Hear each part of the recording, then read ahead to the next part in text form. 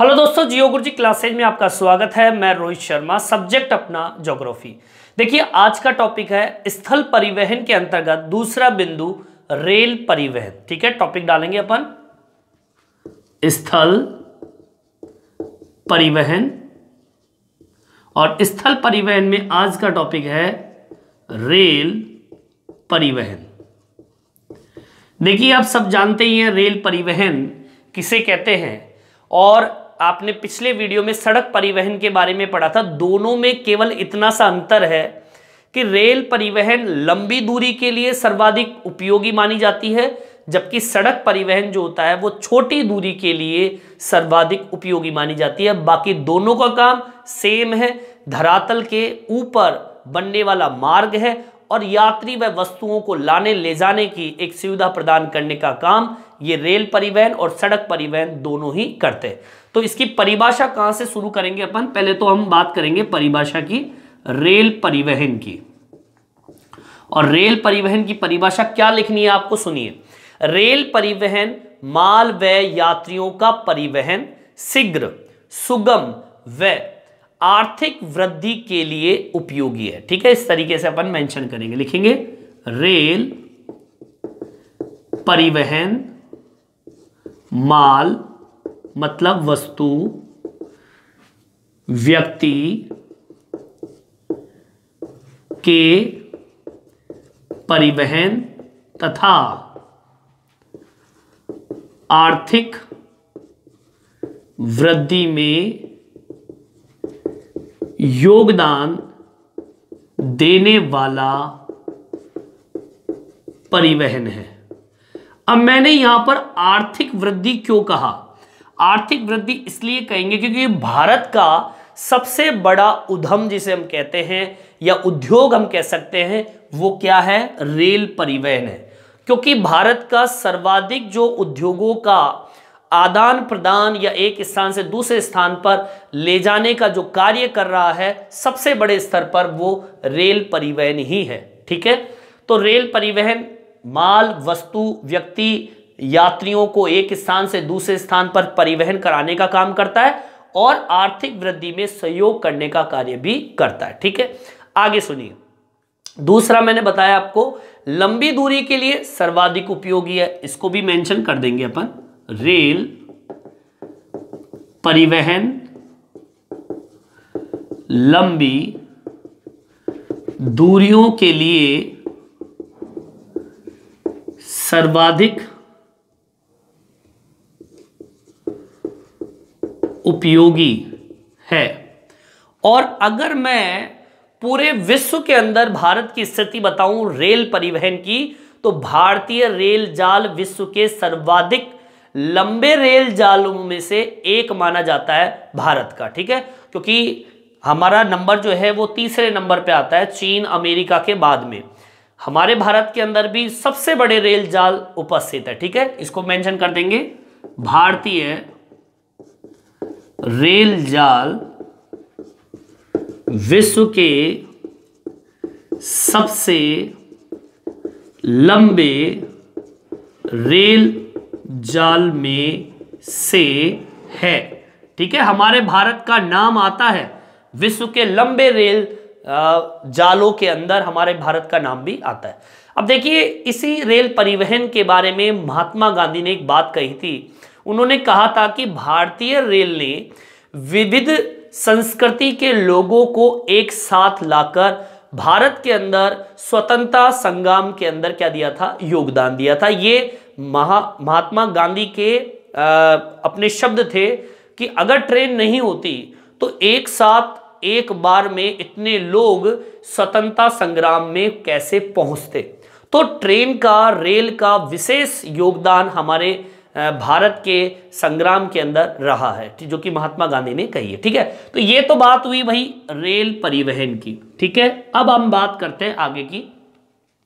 देखिए, रेल परिवहन जो है वो, अगर मैं स्थापना की बात करूं तो भारतीय रेल की स्थापना कब हुई थी? 1853 में पहली बार, और ये हुई थी मुंबई, जिसे हम बंबई कहते हैं, वहां से ठाणे के बीच में शुरू हुई थी और इन दोनों के बीच की जो दूरी है वो कम से कम 34 किलोमीटर की दूरी के अंदर इसका निर्माण कार्य किया गया था। ठीक है, देश में भारतीय रेल सरकार का एक विशालतम उद्यम भी माना जाता है, उद्योग भी माना जाता है। ठीक है, इसको मेंशन करते हैं अपन, और ये मोस्ट डाल लीजिए आप लोग। ठीक है, वेरी मोस्ट है ये, इसको याद करना है आपको। ठीक है, लिखेंगे भारतीय रेल की स्थापना 1853 में, ये बात अंग्रेजों के जमाने की है। ठीक है, में हुई, जो कि मुंबई से ठाणे के बीच 34 किलोमीटर की दूरी में निर्माण कार्य हुआ।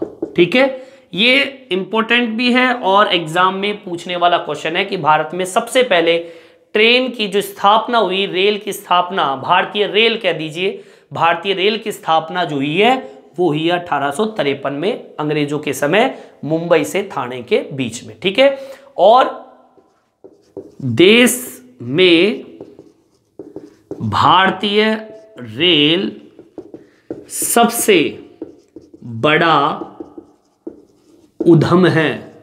उद्यम मतलब उद्योग माना जाता है सबसे बड़ा। अगर मैं भारतीय रेल जाल की कुल लंबाई की बात करूं, ठीक है, भारतीय रेल जाल की, ठीक है, भारतीय रेल जाल की कुल लंबाई, ठीक है, तो कुल लंबाई की बात करूं तो 67,956 किलोमीटर आंकी गई है। और ये कब की बात है तो मैं बता दूं, 2019-20 का समय में आंकी गई थी। और ये किस में मेंशन किया गया था? ये मेंशन किया गया था रेलवे ईयर बुक के अंदर। मतलब क्या कि एक रेलवे अपनी किताब निकालती है साल की, उस साल की ईयर बुक के अंदर, जो कि 1920 का ईयर बुक है, उस ईयर बुक के अंदर बताया गया कि 67,956 किलोमीटर अब तक भारत के अंदर रेल जाल की कुल लंबाई है। ठीक है, चलिए आगे की ओर बढ़ते हैं। देखिए, रेल परिवहन एक विशाल आकार वाला रेल परिवहन है और यह एक केंद्रीय रेल प्रबंधन तंत्र पर बहुत बड़ा दबाव डालता है। इसलिए भारतीय रेलवे ने क्या किया, इसके 16 मंडल बना दिए। कितने मंडल बना दिए? 16। इन 16 मंडलों के बारे में आगे बताऊंगा आपको कौन कौन से मंडल है, लेकिन अभी के लिए मैं बता दूं, अगर एग्जाम में क्वेश्चन पूछ लिया जाए कि भारतीय रेलवे के कितने मंडल है, तो आपको बताना है 16 मंडल। और क्यों मंडल बनाए? क्योंकि रेल परिवहन एक विशाल आकार वाला परिवहन है और जो रेल प्रबंधन तंत्र है उसके ऊपर दबाव इतना है कि उन्होंने इसके टुकड़े किए, भाई अलग अलग टुकड़े कर देंगे तो काम ढंग से हो पाएगा। ठीक है, लिख देंगे अपन इसको भी, रेल परिवहन का आकार विशाल है, केंद्रीय रेल प्रबंधन पर दबाव के कारण इस रेल परिवहन को 16 मंडलों में विभाजित किया गया है। ठीक है, यहां तक आपके समझ में आ गया होगा कि किस तरीके से इतने बड़े रेल तंत्र को 16 मंडलों में विभाजित किया गया है। मैं बताऊंगा 16 मंडल कौन से हैं। ठीक है, अभी तक यहीं तक समझिए कि ये हमारा रेल परिवहन की थोड़ी बहुत विशेषताएं। अब मैं आपको बताऊंगा कि रेल की पटरियों को चौड़ाई के आधार पर भारतीय रेल को कितने वर्गों में बांटा गया है, कितने प्रकार की रेल लाइन होती है, उसके बारे में चर्चा करेंगे। यहां तक आप उतार लीजिए। देखिए, टॉपिक डाल लीजिए अगला, रेल परिवहन से संबंधित रेल पटरी की चौड़ाई। रेल की पटरी की चौड़ाई का मतलब समझ रहे हो? इस तरीके से रेल होती है और ये ऐसी पटरियां होती है ना, तो इसके ऊपर ट्रेन चलती है, तो इसकी जो चौड़ाई है यहां से यहां तक की चौड़ाई, उस चौड़ाई के आधार पर हम भारतीय रेल को 3 भागों में बांटा है। कितने भागों में बांटा है? 3। सबसे पहली जो है वो है बड़ी लाइन। ठीक है, और बड़ी लाइन को हम जिस नाम से जानते हैं वो है ब्रॉड गेज। आगे बात समझ में। दूसरा जो बिंदु है वो है मीटर लाइन, ठीक है, मीटर लाइन, ठीक है। मीटर लाइन के बाद में जो मीटर लाइन बोल दीजिए या मीटर गेज बोल दीजिए, क्या बोल देंगे, गेज के नाम से भी आता है ये, GUAGE, गेज, ठीक है। तीसरे नंबर पे जो आता है, तीसरे नंबर पे कौन सा आता है, वो आता है छोटी लाइन, ठीक है, छोटी लाइन। छोटी लाइन को हम बोल सकते हैं नैरो गेज, ठीक है, नैरो गेज। अगली बात समझ में, ये तीन तरह की लाइन होती है, बड़ी लाइन हो गई, मीटर लाइन हो गई और छोटी लाइन जिसे हम नैरो गेज के नाम से जानते हैं, ठीक है। सबसे पहले हम देखते हैं मीटर लाइन कौन सी होती है। मीटर लाइन जिसे हम बोलते हैं ब्रॉड गेज। बिल्कुल सरल शब्दों में बता रहा हूं मैं। देखिए ब्रॉड गेज के अंदर रेल की जो पटरी की जो चौड़ाई होती है, मतलब ये चौड़ाई, इस चौड़ाई की बात कर रहा हूं मैं, इस चौड़ाई की बात कर रहा हूं, तो इसकी जो चौड़ाई है वो कितनी होती है, 1.616, ठीक है, मतलब 1.616 मीटर, ठीक है। लिख देंगे इसे, ब्रॉड गेज की दो पटरियों की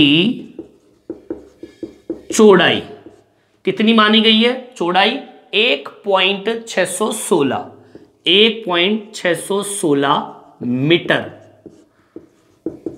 मानी है।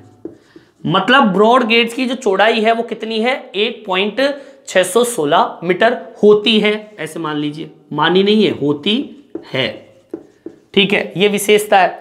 अब सुनिए, ब्रॉड गेज की अगर मैं कुल लंबाई की बात करूं, ठीक है, ब्रॉड गेज की कुल लंबाई, मतलब इस चौड़ाई वाली जो पटरी है उस पटरी की मतलब कहां कहां पर है और उनकी किलोमीटर कितनी है, तो 63,950 किलोमीटर ऐसी पटरियां जिसकी चौड़ाई 1.616 मीटर है। और ये आंकी गई थी कब, 2019 और 20 के अंदर इसका डाटा आया था। आगे बात समझ में, ये गणना हुई थी, आगे बात समझ में, ठीक है। अब अगला सुनिए, दूसरा आता है मीटर लाइन।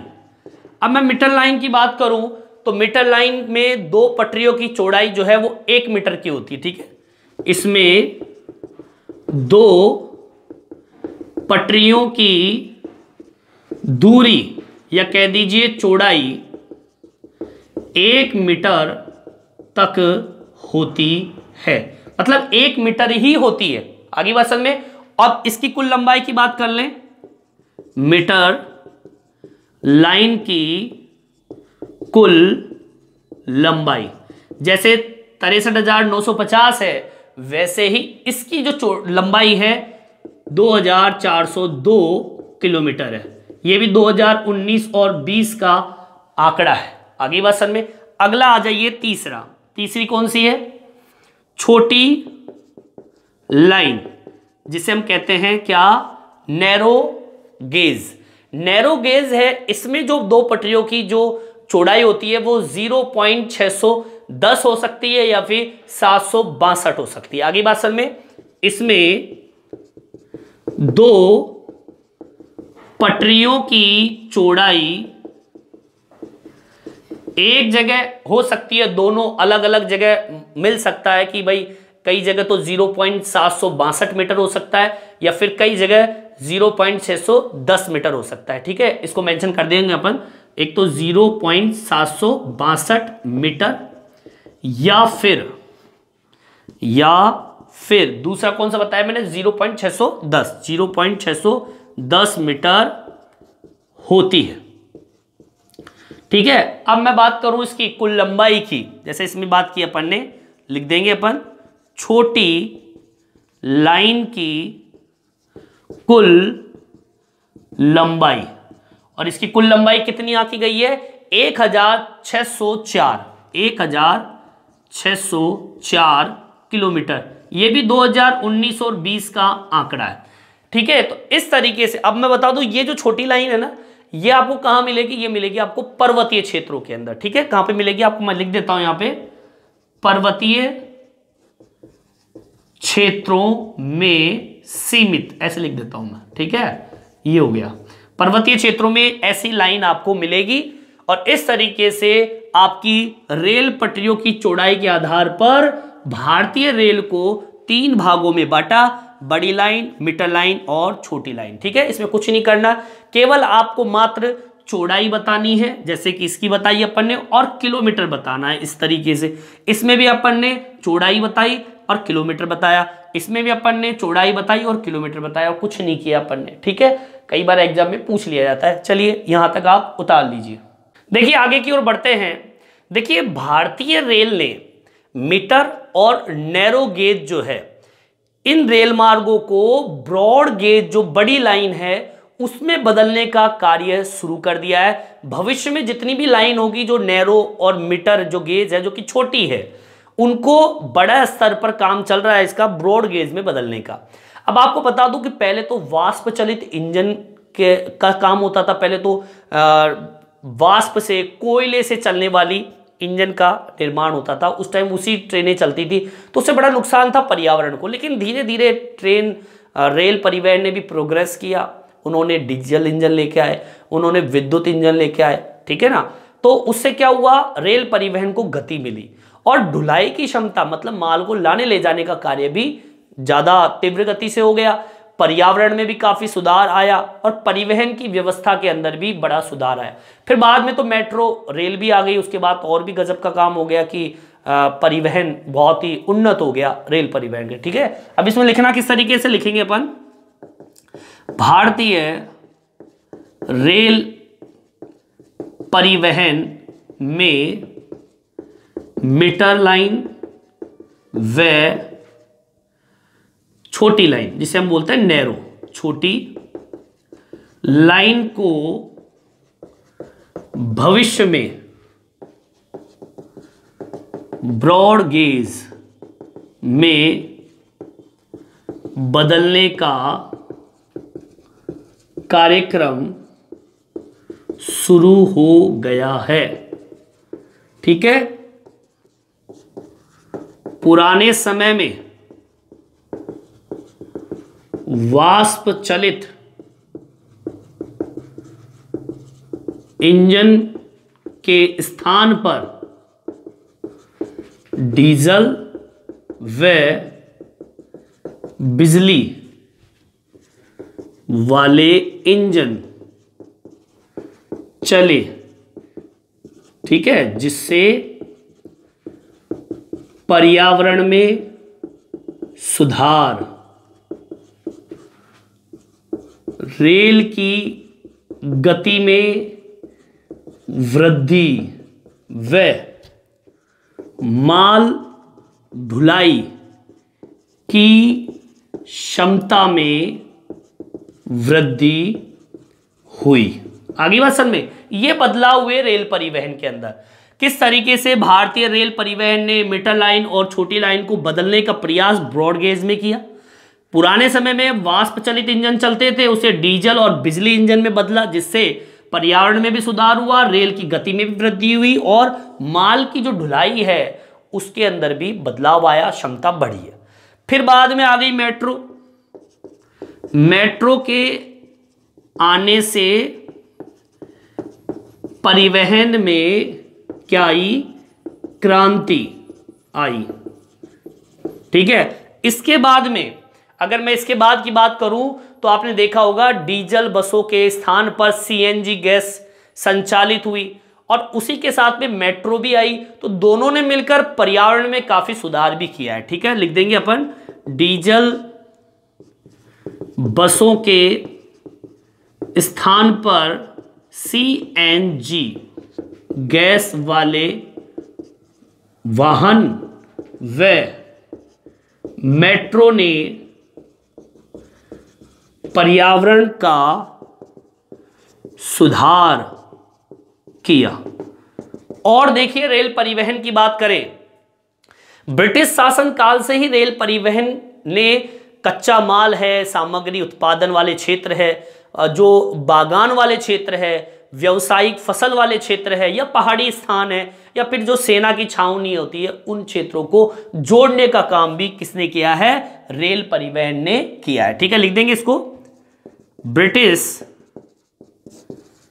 शासन काल से ही इस परिवहन ने कृषि क्षेत्रों को,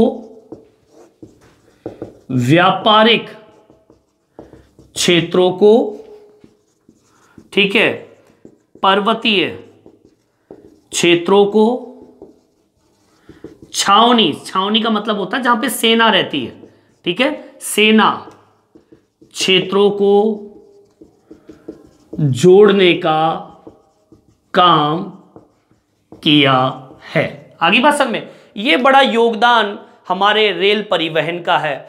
स्वतंत्रता प्राप्ति के बाद से ही रेल परिवहन का काफी विकास हुआ है। उदाहरण के तौर पर कोंकण रेलवे का नाम सुना होगा आप लोगों ने, जो कि भारत के पश्चिमी समुद्र तट के साथ में मुंबई और मैंगलोर के बीच में एक बहुत बड़ा एक संपर्क स्थापित करने का काम किया, जो कि बहुत एक विशाल एक उन्नति मानी जाती है। इसको मैं मेंशन करूंगा, ठीक है।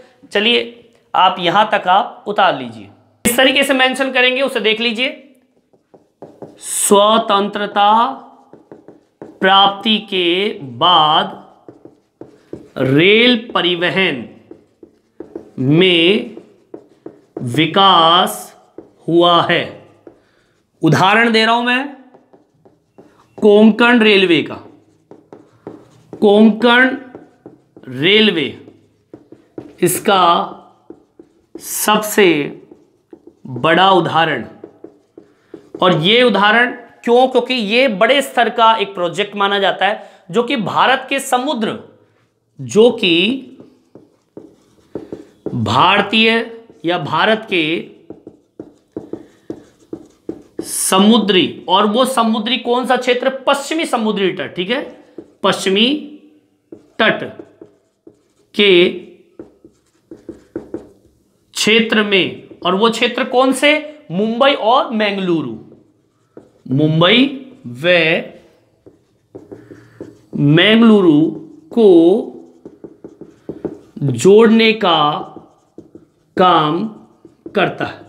ये बड़ी उपलब्धि है, इसलिए इसको मेंशन किया है कि कोंकण रेलवे का सबसे बड़ा उदाहरण माना गया है, क्योंकि जो कि भारत के समुद्री तट, जो भी पश्चिमी तट को मुंबई से मैंगलुरु को जोड़ने का काम करता है।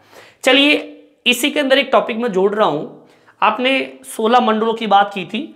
16 मंडल, देखिए 16 मंडल, जैसे अभी मैंने बताया कि हमारा भारतीय रेलवे बहुत बड़ा है, इसलिए उसको 16 मंडलों में बांट दिया। अब वो 16 मंडल कौन से हैं? जैसे कि सबसे पहले मुंबई की बात करूं, मुंबई 16 मंडलों की श्रेणी में आता है। CST ये क्षेत्र अलग से एक मुंबई है, जिसे हम चर्च गेट के नाम से भी जानते हैं, उसको मेंशन कर लेता हूं, मुंबई चर्च गेट, ठीक है, 2 हो गए। इसके अलावा हाजीपुर है, कोलकाता है, ठीक है, हाजीपुर कोलकाता, ये भी आपके 16 मंडलों की श्रेणी में आते हैं। भुवनेश्वर ये नाम सुना आपने, ये भी 16 मंडल के अंतर्गत आते हैं। नई दिल्ली, ठीक है, ये भी 16 मंडल के अंतर्गत आता है। इसके अलावा इलाहाबाद और एक है गोरखपुर, इलाहाबाद गोरखपुर, ये भी इसी की श्रेणी में आता है 16 मंडल में। इसके अलावा मालीगांव, मालीगांव कहां पड़ता है? मालीगांव पड़ता है गुवाहाटी के अंदर, ठीक है, मालीगांव ये पड़ता है गुवाहाटी, ठीक है, जो पहाड़ी क्षेत्र है अपना। इसके अलावा आपका जयपुर भी है, इसके अलावा आपका चेन्नई है, ठीक है, और सुनिए सिकंदराबाद और कोलकाता, ठीक है, कोलकाता तो लिख दिया अपन ने, सिकंदराबाद, सिकंदराबाद, ठीक है। इसके अलावा आपका बिलासपुर, बिलासपुर हुबली, ठीक है, बिलासपुर और हुबली। इस तरीके से अपना 16 मंडल होते हैं आपके जो किताब है उसमें इसकी सारणी बनी हुई है। एक हो रहा है जबलपुर और होगा जबलपुर, ठीक है। इस तरीके से 16 मंडल कंप्लीट होते हैं। कई बार एग्जाम में पूछ लिया जाता है कि 16 मंडल में किसी 2 का नाम बताइए, तो इस तरीके से आपको मेंशन करना है आगे बात सर में। और इस तरीके से अपना ये रेल परिवहन कंप्लीट होता है। इस वीडियो में इतना ही। ये वीडियो आपको कैसा लगा कमेंट्स करके जरूर बताएं। मेरे चैनल को सब्सक्राइब जरूर करें जिससे नए नए वीडियो आप तक पहुंचा सकूं। धन्यवाद।